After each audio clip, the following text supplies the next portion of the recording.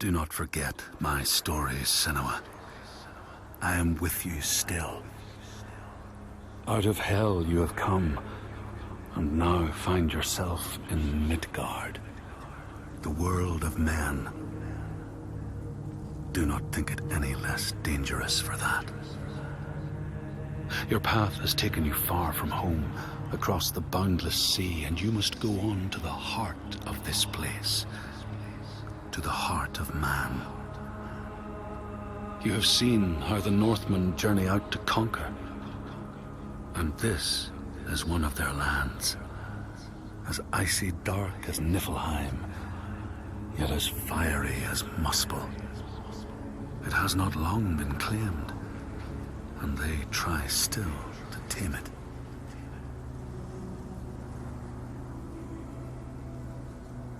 The Skald's verse speaks of a man called Grettir the Strong. A strange and bloody life he led. And it happened in this land you have come to. Listen to his story, Senua, for it may in some small way illuminate your own.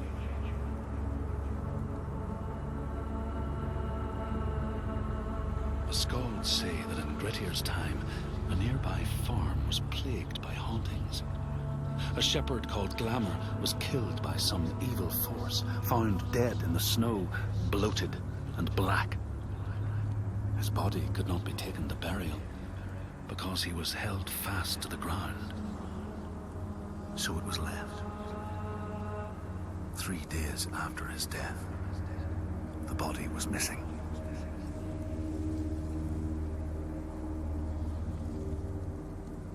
The Skalds tell how the revenant Glamour roamed the settlements, terrifying all those who lived there.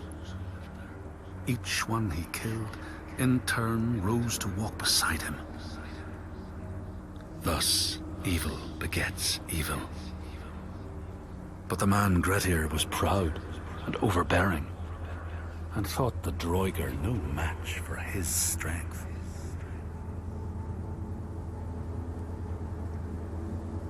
The Skalds say that Grettir fought and killed the Droiger Glamour, but not before Glamour had cursed him. His strength would be turned against him, his deeds bring death and exile, and he would be always before Grettir's eyes, making him afraid to be alone. He saw all sorts of phantoms wherever he looked, and thus people who see things that aren't there are said to have Glamour's eyes.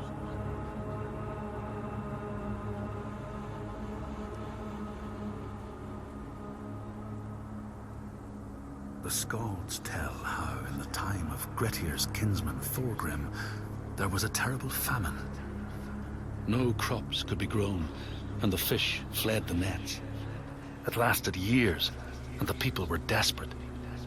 There was no respite even in spring, since terrible gales from the north would rise up and set in for weeks. This is a cold and unforgiving land, Senua.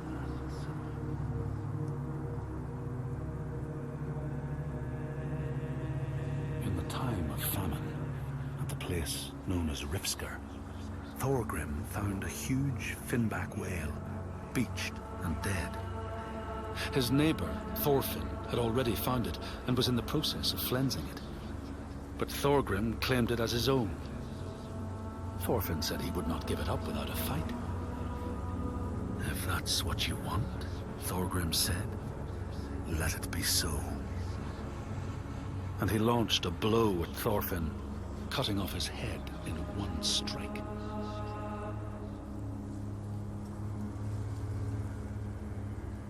The Skalds say that the neighbors fought, armed only with the knives and axes they had brought to cut up the whale, even picking out the whale ribs to beat down their enemies. Thorgrim's men had loaded their boats with whale meat, but as they went to leave, one of their opponents struck Thorgrim's brother a fatal blow. And this is how hunger fates desperate men to come to blows, striking out against one another to survive.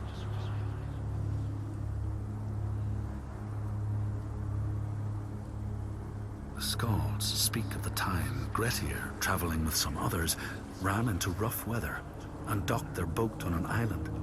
They had not brought fire with them, and the merchants complained bitterly.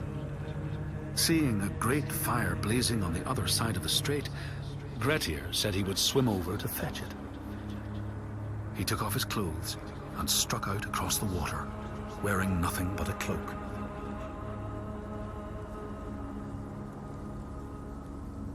When Grettir came to the farm where the fire was burning, all was peaceful.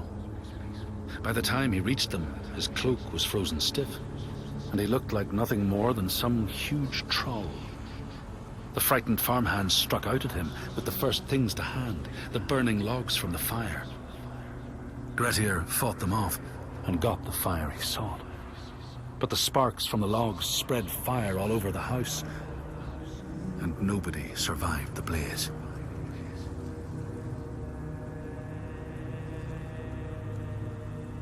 The Skalds say that Grettir swam back across the strait, keeping the fire safe from the water. His friends applauded Grettir's bravery, but when word spread about the massacre at the farm, people took against Grettir. Nobody wanted anything to do with him, and when the news reached the Althing in the summer, Grettir was pronounced an outlaw. All doors would hence be shut to him.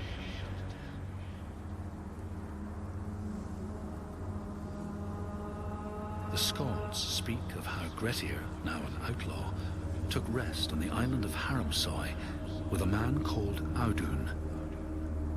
Grettir saw a great yellow glow like a fire rising from the ground. Audun told him it was coming from the burial mound of Kar the Old, who ever since he died had haunted the island, and warned him to stay away.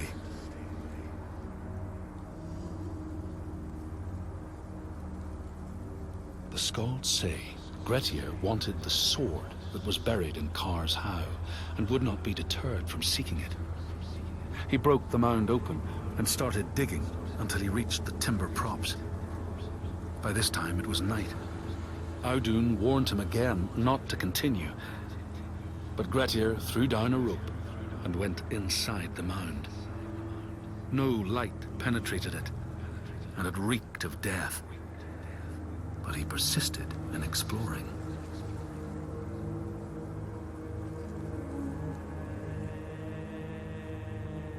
Grettir found the sword he was seeking, Kar's loom, buried in the grave mound. He went to leave, but before he could reach the rope, something grabbed him from behind, and Grettir realized the mound dweller would not let his treasure go. The two fought ferociously until Grettir got the advantage and chopped off the revenant's head. But Kar's loom would prove his undoing, fated to be the sword that killed him.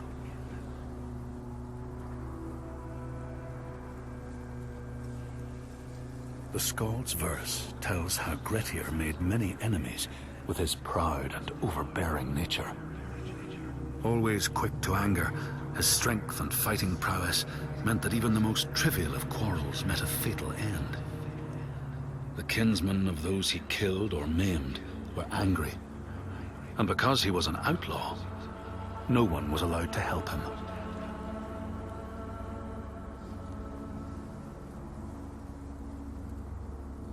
The outlaw Grettir fled to the island of Drangi.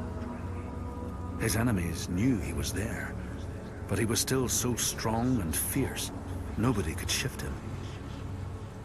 Thorbjorn, first among his foe, sent his foster mother to see Grettir. She was a Seithkona, and very wily. She enchanted a tree branch and sent it to wash up on Drangi.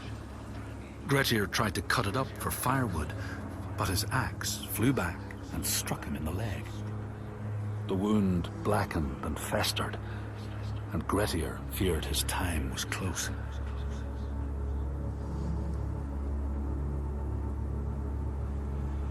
The Skalds say Grettir, wounded by Seidr, was now so weak it was possible for his enemies to defeat him. Under cover of night, Thorbjorn and his men attacked his shelter. They tried to disarm him, But he clung so firmly to his sword, Kar's loom, that they had to cut off his arm to get it free. Then they used his sword to cut off his head, and the land's mightiest outlaw was dead.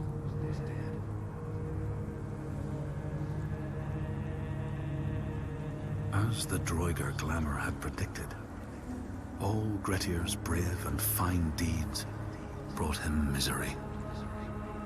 So fate makes prisoners of us all. But it was Grettir's nature that made him fight the Droigar, and Grettir's nature that led to blood feud and exile. So what is truly our prison, Senua? Is our path ordained, and we powerless to change it? Or do we blame uncertain powers for what we ourselves ordain?